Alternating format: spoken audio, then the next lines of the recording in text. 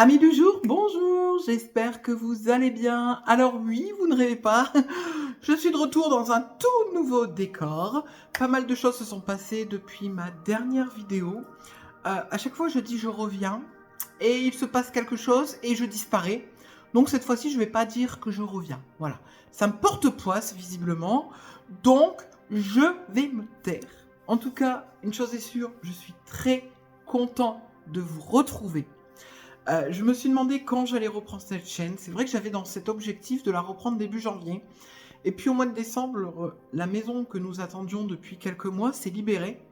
Donc Damien et moi, nous nous sommes retrouvés à faire les cartons à vitesse grand V. De plus, nous travaillons dans la grande distribution. Donc mois de décembre rythme avec généralement fête de fin d'année. Donc ça a été très compliqué, je ne vais pas vous le cacher. Donc en ce qui concerne YouTube, tout ce qui concerne la lecture, clairement, j'étais trop fatiguée pour, hein, on va pas se le cacher. Le mois de janvier, mine de rien, il a fallu s'installer. Et puis, clairement, il a fallu également se reposer, parce que la fin d'année au boulot et la fin d'année vie perso, ça a été très très rythmé. Moi, j'en pouvais plus, je ne tenais plus. Donc je m'étais dit, je reprendrai YouTube au mois de février. Et le mois de février, patatras, j'ai chopé la grippe, hein, comme 90% des Français, je pense. Je pense que 9 personnes sur 10 qui regardent cette vidéo l'aura eu et sait de quoi je parle. J'en suis clairement pas encore sortie, hein, ça fait 3 semaines. Je tousse encore énormément. Je ne suis pas encore en très grande forme. Mais là, je me suis dit, allez, nous sommes lundi 3 mars. J'ouvre donc un nouveau vlog. Voilà, donc, niveau lecture, depuis le début de l'année, c'est un peu à l'image de l'année dernière. C'est pas terrible. Voilà, début de l'année. Pourtant, je partais vraiment confiant, avec ce petit objectif, en fait, de lire tous les jours, même si c'est juste 5 minutes. J'ai ouvert le bal avec le roman Drôle de temps de Joe Hill, publié au livre de poche. Je suis un très grand fan de Stephen King, son papa. Donc je me suis dit, allez, je vais découvrir le fiston avec ce recueil de nouvelles. Nous sommes le 3 mars, il me reste encore une nouvelle à lire. C'est un peu compliqué. Clairement, je vous ai déjà dit par le passé que j'avais un peu de mal parfois avec Stephen King, qui était capable du meilleur comme du pire. Ce que je lui reproche parfois, c'est ce défaut de tourner en rond autour de certaines choses, de faire de très longues descriptions qui alourdissent le texte. Le fiston, il a hérité du défaut de son papa, clairement. La première nouvelle, pourtant, ça partait bien, qui s'intitule Instantané. Voilà. Première nouvelle, Instantané, qui est une métaphore avec une touche de fantastique de la maladie d'Alzheimer. J'ai adoré. Franchement, même si ça prend du temps à s'installer, même s'il y a quelques longueurs, j'ai aimé la façon dont l'auteur traite de la maladie d'Alzheimer, avec une histoire d'appareil photo. Et franchement, je suis ressortie de cette lecture vraiment très content. Voilà, je me suis dit, oh, c'est bien, Joe Hill, drôle de temps, ça s'annonce bien.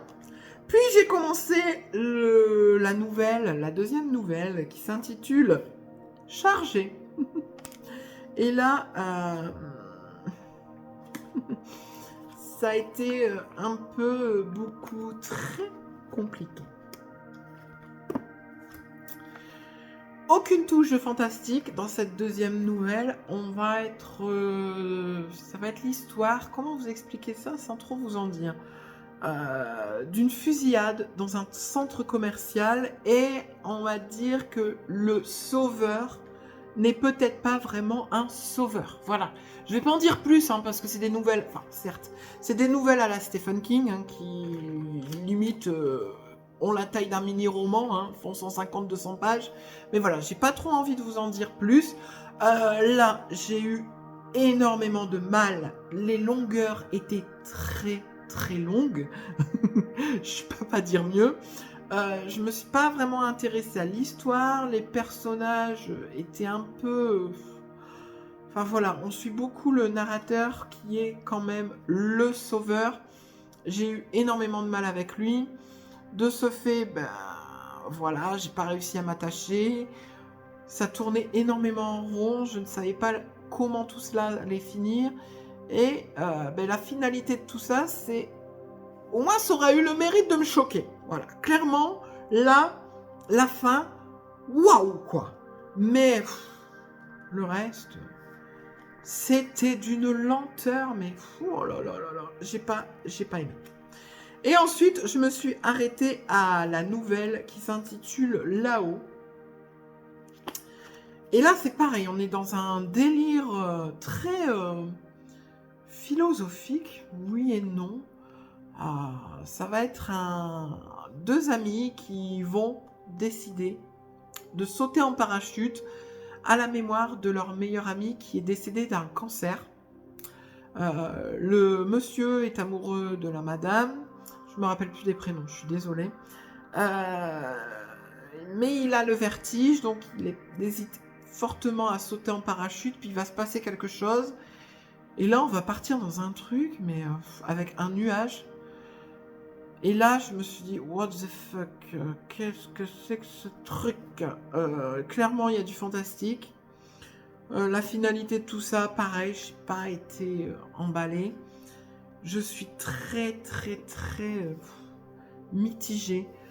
Sur 3 nouvelles que j'ai lues, je suis fortement déçue par 2. La première restera pour moi la meilleure. Il m'en reste une à lire, qui s'intitule... Elle s'intitule Pluie. Et j'avoue que je l'ai commencé début janvier. On est début mars. Je vais la lire ce mois-ci. Je me donne pour objectif de la lire. Mais clairement, ce recueil de Joe Hill n'était vraiment, mais vraiment pas foufou. Je reste sur un avis plutôt mitigé concernant ma découverte de l'auteur. Et n'hésitez pas à me dire si vous l'avez lu, si vous vous rangez du même avis que moi, ou si ces romans sont beaucoup mieux. Parce que là, clairement, j'ai pas trop envie de le retenter. Pas non plus tôt. Voilà. Donc, pour le premier roman de l'année, clairement, ça a été un essai loupé. Bon. Comme c'était des nouvelles, je me suis dit en parallèle, je vais enquiller qu'un autre roman. Et que peut-être celui-ci me mettra un peu plus le pied à l'étrier et me donnera cette envie de lire. Parce que clairement, depuis quelques mois, j'ai un petit souci. Déjà l'année dernière, je n'arrive plus à trouver une lecture qui m'enjaille de fou. Je lis, mais je n'ai pas cette envie et cette... Enfin, vous voyez, quand vous lisez un livre et que vous n'avez qu'une envie, c'est d'y retourner. Quand vous ne lisez pas, vous y pensez. Et ben ça, je ne le ressens plus depuis quelques mois. Et donc, j'ai décidé de sortir La Princesse des Glaces de Camilla Läckberg, qui est publiée aux éditions Babel, dans la collection Poche. J'entends énormément de bien de Camilla Läckberg, j'entends énormément de bien de cette saga. Ce qui m'a donné envie de la sortir, c'est que TF1 a décidé d'adapter librement, parce que d'après ce que j'ai lu, ça ressemble pas du tout au roman, mais... la saga en série. Et je me suis dit, bon, ce serait peut-être le moment de la sortir, surtout que j'ai pas mal de tomes dans ma bibliothèque. Donc je me suis dit, allez, on va tester. Dans le roman, on va suivre Erika Folk, qui est une autrice, et qui revient dans son village natal après la disparition de ses parents dans un accident de voiture. Elle va retrouver sa sœur, mais sa sœur va vouloir en fait vendre la maison de ses parents. Il va y avoir tout un aspect familial qui va être bien développé, qui moi m'a vraiment interpellé, m'a beaucoup plu. Puis en parallèle, on va avoir l'histoire justement de l'ancienne meilleure amie d'Erika. Elles ont grandi ensemble, elles traînaient énormément ensemble, et un jour, sa meilleure amie a coupé les ponts et elle a quitté la Norvège pour s'installer en Suisse avec ses parents. Et là, elle va découvrir que celle-ci est de retour, mais surtout, elle va découvrir qu'elle a été assassinée dans la maison de son enfance. Voilà. Donc, on va partir de là, et comme vous pouvez le voir à ma tête, ben, ça l'a pas fait non plus. Voilà. Enfin, si, ça l'a fait. La première moitié du roman, ça a été long, laborieux, longue description, un petit peu ce que je reproche à Joey, là. Donc, je me suis dit, putain, j'ai vraiment pas de chance. Et après la deuxième moitié du roman, j'ai commencé à m'attacher à Erika. J'ai commencé également à m'attacher à Patrick. Patrick qui est son ami d'enfance, qu'ils ont fait un petit peu les 400 coups ensemble. Et ce qui est marrant, c'est que lui était secrètement amoureux d'Erika et Erika était secrètement amoureuse de Patrick. Donc voilà, en revenant dans son village natal, ils vont se retrouver. J'ai beaucoup aimé ce duo. Lui, il est flic, il enquête bien évidemment sur la mort de la meilleure amie, enfin de l'ex-meilleure amie d'Erika. Erika va pas pouvoir s'empêcher de mettre son nez dans l'enquête. Et puis voilà, ils vont se retrouver, il va se passer des choses. J'ai beaucoup aimé cet aspect également. C'est ça en fait qui fait que j'ai pas lâché le roman. C'est que l'enquête en elle-même était longue, laborieuse, elle m'intéressait pas. Il y avait pas mal de longueur. Et puis il y avait ce duo en fait entre Erika et Patrick qui moi m'a interpellée. Les histoires d'Erika justement avec la succession de ses parents, avec sa sœur, je vous en dis pas plus, mais on va dire que la sœur, voilà quoi. Elle vit des choses pas faciles, elle fait des choses détestables envers Erika, mais on n'a pas envie de lui en vouloir parce que... Enfin voilà, cet aspect-là, vraiment, il était bien. Mais le reste, voilà, l'enquête, je vais vous dire quelque chose, honnêtement et sincèrement, je ne m'en souviens plus beaucoup, déjà. Ce qui est dommage, puisqu'on est quand même dans un roman policier. Donc voilà, clairement... Pourtant, ça ne m'a pas freiné, hein, les amis, puisque j'ai sorti le tome 2, hein, qui s'intitule Le Prédicateur, toujours écrit par Camilla Hedberg. Et là, je suis en cale. Je suis en cale sèche, là. Parce que clairement, je me faisais une joie de retrouver le duo Erika, Hellstrom et Patrick. Surtout que la fin, voilà, on nous laissait sur un petit truc. Plusieurs mois ont passé. On nous laissait dans une situation assez compliquée avec la sœur d'Erika. Là, en quelques mois, la situation a évolué, mais la façon que ça a été amené, moi, ça m'a pas plu, puisque on va dire que les premières 100 pages, la sœur a disparu du radar. En fait, on ne sait pas ce qu'elle est devenue. Erika est... je ne peux pas le dire, mais voilà, elle est dans une situation qui aurait pu être sympathique, mais... ça m'agace, merde, j'avais envie d'aimer cette saga, j'avais envie d'aimer Erika et Patrick, enfin, j'avais envie que, voilà, de retrouver la même alchimie qu'il y avait à la fin du premier tome, et j'ai l'impression qu'on repart vraiment dans le début du premier tome, avec ses longueurs, et... c'est pas possible. J'en ai marre, j'ai envie d'une lecture qui m'enjaille de fou, et là, ça ne le fait pas. Donc, je l'ai un peu mis en pause, hein, clairement. Donc, je vais le reprendre à un moment donné, dans le mois de mars. Et là, j'irai jusqu'à la moitié. Et si ça le fait pas, voilà, je quitterai la saga, j'abandonnerai, et puis voilà, quoi. C'est des choses qui arrivent. Donc là, vous devez vous dire, vu qu'il a mis le prédicateur en pause, qu'est-ce que tu lis, Benji? Eh bien, avant, j'ai lu ceci. Le tome 1 de la carte des confins de Marie Rapelin, qui est publié aux éditions Pocket Jeunesse. Donc voilà, vous voyez mon petit sourire. Ça l'a fait. Voilà, clairement, ça l'a fait. J'ai passé un super bon moment. Donc dans ce roman, nous allons suivre Blake, qui est un pirate. Voilà, qui a pour objectif de trouver la carte des confins. La carte des confins, c'est une carte qui permet de nous amener dans un autre monde. Voilà, et pour cela, il va devoir marchander avec une voleuse qui se prénomme Kali pour récupérer un compas qui pourra lui permettre de naviguer jusqu'à cette fameuse carte. Bien évidemment, Kali, c'est une voleuse qui fuit quelque chose. Et cette rencontre va se faire de manière assez électrique, puisqu'il va essayer de lui voler le compas, et pour cela, il va la faire emprisonner. Seulement, elle est assez maligne, et donc, elle va cacher le compas avant d'être emprisonnée, et donc, comme vous l'imaginez, il va devoir la faire évader et marchander avec afin de trouver le fameux compas. Bon, je pars de ce postulat simple. Bien évidemment, il va se passer quelques rebondissements et Kali va rejoindre le bateau. Voilà, j'essaye de pas trop spoiler, je vois un petit peu ce qu'il y a sur le résumé, c'est compliqué. Bon, il va avoir une certaine attirance entre les deux, hein, vous l'imaginez. Moi, c'est ce qui m'a dérangé dans la première partie du roman. Voilà, je ne vais pas vous le cacher. La première partie du roman, ça a été très compliqué parce qu'on a un univers de fou. On a une mythologie qui se met en place. On a la carte des confins. Moi, j'ai envie de savoir ce que c'est. J'ai envie de savoir où elle amène. Et on était focalisé sur l'histoire de Blake et Kali. Et ça tournait en rond. Et là, j'étais frustrée. Je me disais, oh non, mais moi, je veux en savoir plus sur l'univers, sur la mythologie, sur le fil rouge. J'en ai marre de Blake et Kali, quoi. Ça tourne trop en rond. Et puis, arrive, je ne vais même pas dire la moitié du roman, je pense, arrive 35-40%.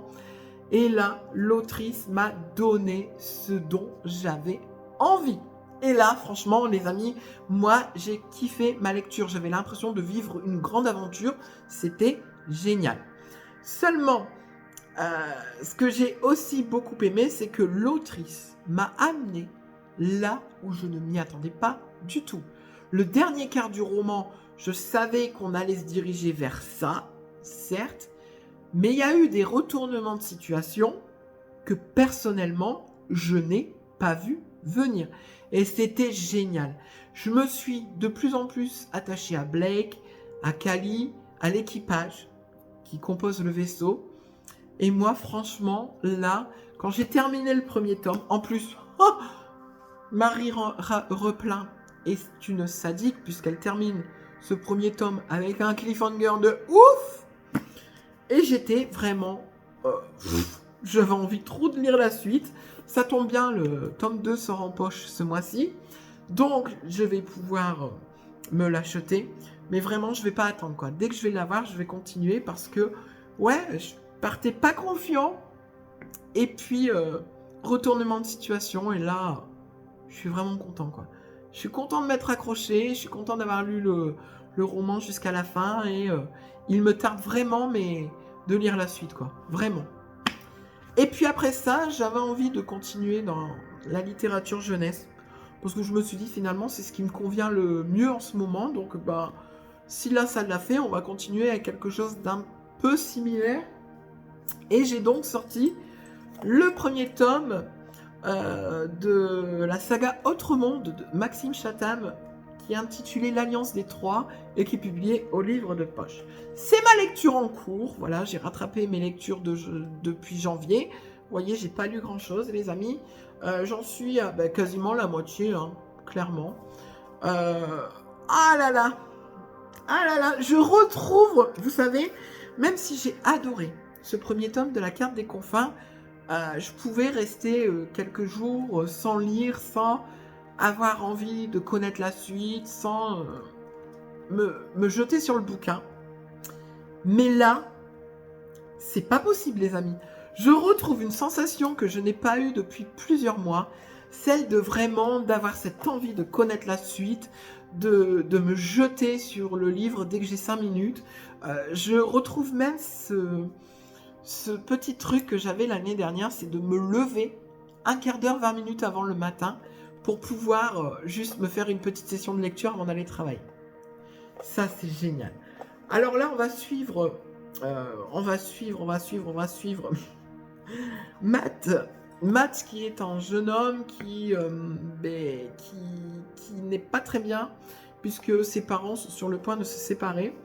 Il grandit à New York dans un appartement et voilà. il a deux meilleurs amis, Tobias et le deuxième, je ne m'en souviens plus, puisqu'il n'a pas un rôle très important, j'avoue. Tobias, qui est scout, et je suis pas douée pour faire les résumés, je suis désolée, mais je me force à les faire. Et leur vie va bousculer le jour où une tempête va s'abattre sur New York, une tempête qui va véritablement tout réécrire, une tempête qui va faire disparaître les adultes. Ceux qui ont réussi à rester sur Terre, en fait, vont devenir des espèces de mutants agressifs. Et donc, Matt va se réveiller dans un autre monde. Voilà, le titre du livre, je ne peux pas dire mieux. Dans un monde post-apocalyptique. Et il va devoir aller chercher Tobias et ils vont devoir partir pour essayer de trouver un endroit où se mettre en sécurité. Voilà. Là, j'en suis à la moitié du roman où on est arrivé à l'Alliance des Trois. Je ne vais pas trop vous en dire parce que je ne veux pas également vous gâcher l'histoire. Mais toujours est-il que j'adore l'univers, j'adore les persos, je me pose énormément de questions. Qu'est-ce qui s'est passé ? J'ai envie de savoir vraiment. Et je ne peux plus reposer le livre parce que je suis complètement addict à cette histoire. Je sais que cette saga est sortie il y a bon nombre d'années, qu'elle a eu vraiment des avis dithyrambiques. J'espère juste que l'auteur ne va pas se prendre les pieds dans le tapis pour le final, clairement. Mais clairement, là, je suis totalement fan, à tel point que j'ai déjà été voir tout à l'heure au boulot s'ils avaient le tome 2. Et je pense qu'une fois le tome 1 terminé, je m'achèterai le tome 2 dans la foulée, clairement. Parce que j'ai envie d'enchaîner, en fait, d'enquiller avec les tomes. En plus, le livre de poche a réédité cette saga avec des couvertures magnifiques. Donc moi, franchement, je suis totalement fan. J'aime beaucoup, vraiment, c'est extraordinaire. Je trouve énormément quand même de similitudes avec la saga Le Fléau de Stephen King. J'arrête pas de faire la comparaison, il y a pas mal de choses qui ressemblent, hein. Le monde post-apocalyptique, quand on commence, le monde est normal, entre guillemets, puis on a ce bouleversement, cette fin du monde. Dans Le Fléau, c'est un virus, dans l'autre monde, c'est une tempête, et on a ce petit groupe de personnages qui se crée pour partir dans ce qui va être une quête. Voilà, on est vraiment sur le même schéma narratif, je trouve. Pourtant, ce qui est étrange, c'est que là, je vais me faire des ennemis, mais j'assume totalement, c'est que Le Fléau et moi, ça ne l'a pas trop fait. Je ne sais pas pourquoi, je trouve que ce roman est vachement surcoté. Ouais. Vous savez, quand j'ai terminé le roman, je me suis dit, ah, tout ça pour ça, donc voilà. Et généralement, c'est de très mauvais signes. Donc voilà, là, je suis dans l'autre monde de Maxime Chatham. Je suis arrivée à la moitié. Et ça se passe plutôt bien. Bon, me revoilà, nous sommes samedi 8 mars, il est 11h45. J'avoue, je voulais vous reprendre au cours de la semaine, mais en fait, j'ai pas eu trop le temps. La semaine a été très rythmée. Mercredi soir, donc le 5 mars, je me suis rendue à Bordeaux. Voilà, avec mon beau-père, nous avons été voir Indochine en concert, c'était génial. Alors les amis, je dois vous dire une chose, c'est que je suis pas un grand fan d'Indochine, personnellement. J'y allais parce que c'est vrai que j'aime leur musique. J'avais vu quelques extraits de leur précédente tournée, je m'étais dit, oh, en concert, ça doit être génial de les voir. Et puis mon beau-père avait très envie d'aller les voir en concert.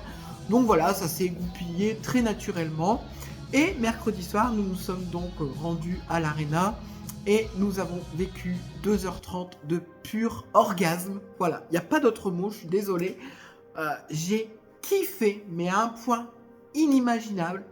Moi qui suis, en somme, assez réservé, là, je dois dire que je me suis lâché. J'ai chanté, j'ai tapé dans mes mains, je me suis levé. Enfin bref, c'était génial. En fait, ils ont vraiment quelque chose de très communicatif. Et c'est impossible en fait de rester stoïque quand vous les voyez en concert. C'était juste extraordinaire. Moi, je m'en suis pris plein les yeux, je m'en suis pris plein les oreilles pendant 2h30 que je n'ai pas vu passer parce qu'il faut savoir que pendant 2h30, les chansons s'enchaînent à un rythme de malade.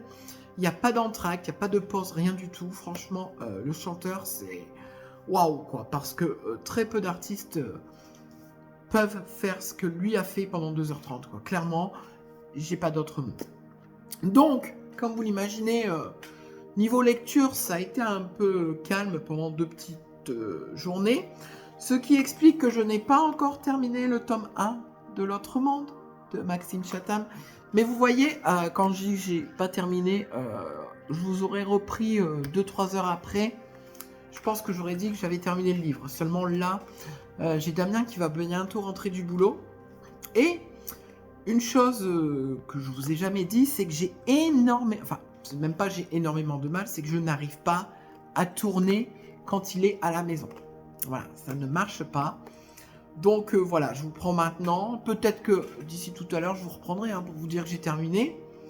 Mais voilà, je préfère mieux vous reprendre maintenant au cas où je ne pourrais pas clôturer cette semaine. C'est toujours aussi génial, clairement. J'aime beaucoup à tel point que... Attendez, je me lève. De retour. Les joies du montage, ça a été très vite. Donc je vous disais à tel point que je bassine Damien avec ce livre depuis que j'ai commencé à le lire. Vraiment. Je lui dis c'est vraiment génial, je surkiffe. Enfin bref, j'arrête pas de lui en parler. À tel point que ce Nigo, hier après-midi, en terminant le boulot, il a été à l'espace culturel de notre travail et voilà, il m'a acheté le tome 2. J'ai le fiancé le plus parfait au monde, quoi. Je lui parle d'un truc, des moments où je lui parle d'un truc, et 3 semaines après, j'ai la joie de voir qu'il a retenu et que, voilà. Et là, il m'avait mis ça dans un carton en disant « T'as reçu un colis ?» Moi, je dis « Mais j'entends rien, qu'est-ce que c'est que ce délire, en fait ?» Et puis voilà, le 2e tome. Donc, je vais pas enchaîner tout de suite. Je vais lire un autre roman après celui-ci. Et une fois que j'aurai fini l'autre roman, eh ben, j'entamerai celui-là. Voilà, je vais... Vous voyez, ça va pas traîner. Je pense que d'ici fin mars, j'aurai lu le 2e tome. Mais clairement, voilà, c'est tellement génial. Mais j'ai envie, vous voyez, une fois la lecture terminée, de décanter un tout petit peu, d'écrire ma chronique. Et puis voilà, je suis trop content. En plus, la couverture, elle est magnifique, elle est rouge. Oh là là, regardez-moi ça, le souci du détail. Ah, ces nouvelles éditions chez le livre de poche, un petit peu la même maquette, je trouve, que les romans de Stephen King. Ah, j'adore, moi. En plus, il y a un effet, vous voyez, un effet de surbrillance sur le dessin. Ah, génial, franchement, je surkiffe. Donc voilà. Sinon, certes, je n'ai pas beaucoup lu ces derniers jours, mais il y a 3-4 jours, j'ai commencé une série sur Amazon Prime. Je vous en parle ici dans mon vlog lecture, tout simplement parce que c'est adapté d'un roman, d'une célèbre saga fantasy. J'ai commencé La Roue du Temps, qui est adapté d'une saga littéraire de Rick Jordan, il me semble. Ça se trouve, j'ai une connerie.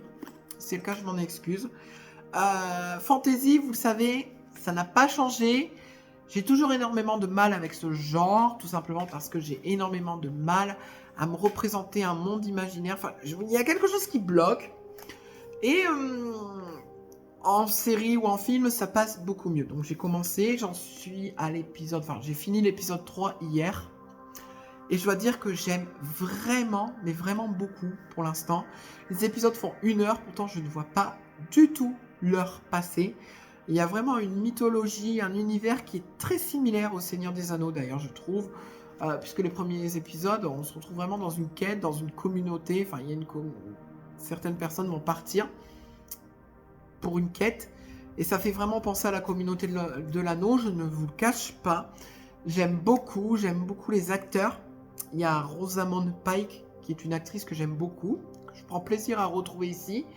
Et puis, j'aime beaucoup les décors, l'ambiance, l'univers. J'aime énormément également les effets spéciaux. Je trouve qu'il y a eu un vrai travail. Il n'y a pas d'effets spéciaux à tire-la-lingot, mais le truc, la phrase de vieux, à tire-la-lingot, j'ai osé dire ça en vlog, veuillez m'en excuser. Mais voilà, il n'y a pas d'effets spéciaux oufissimes, enfin voilà.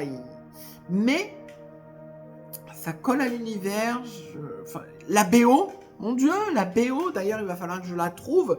Il y a des instrumentaux de dingue, mais il y a également des petites voix. Ça fait... Ah, j'adore. Moi, je kiffe ça.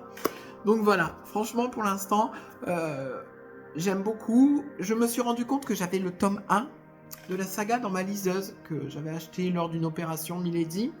Je crois que je l'avais acheté à 99 centimes. Et je me dis, une fois que j'aurai terminé la saison 1, pourquoi pas essayer de me lancer dans la saga littéraire. Donc j'en appelle aux fans de fantasy qui regardent cette vidéo. Est-ce que vous avez lu La Roue du Temps ou est-ce que vous avez l'intention de découvrir cette saga? Et si vous l'avez lu, est-ce que vous avez aimé? Est-ce que c'est fidèle à la série? Est-ce qu'il y a des grosses libertés? Enfin bref, vous voyez un petit peu les questions que je me pose. Donc si vous pouvez éclairer ma petite lanterne, ce serait fort génial. Voilà. Bon, je pense que j'ai fait le tour de ce que j'avais à vous dire pour le moment. On se retrouve peut-être tout à l'heure, peut-être demain, pour le débrief de ça. Mais si jamais j'ai un peu de mal à tourner avec Damien à côté, ben, je vous retrouverai lundi matin en rentrant du boulot pour ce débrief-là et la fin du vlog. Voilà, coucou les amis. Bon, ben, je vais vous reprendre pour clôturer le vlog. Nous sommes lundi 10 mars, il est midi. Décidément, c'est l'heure où je vais vous prendre à chaque fois. Je sais pas pourquoi, je ne le fais pas exprès. En plus, généralement, je finis le boulot à 10h45.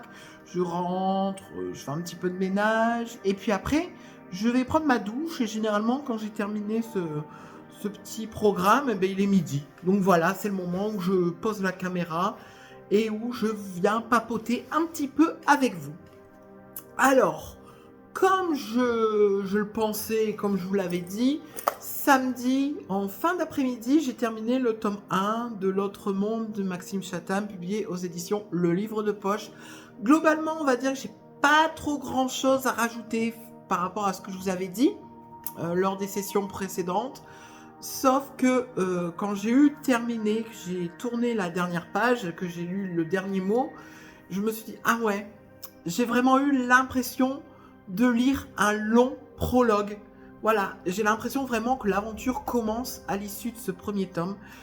J'ai beaucoup aimé, il se passe beaucoup de choses, n'allez pas croire qu'il se passe rien dans ce premier tome.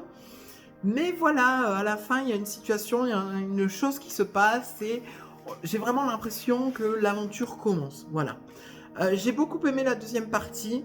Sans trop vous en dire pour ceux qui n'ont pas lu le livre, j'ai beaucoup aimé l'histoire avec les pans, mais également avec l'île.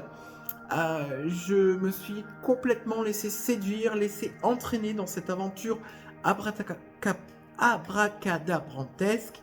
Le seul petit bémol que je note, c'est que j'ai encore un peu de mal à m'attacher à Matt, qui me paraît... Enfin, je sais pas, j'allais dire froid ou distant, non, c'est pas vraiment le bon terme. Mais il y a un petit quelque chose qui fait que, voilà, j'arrive pas vraiment à m'y attacher.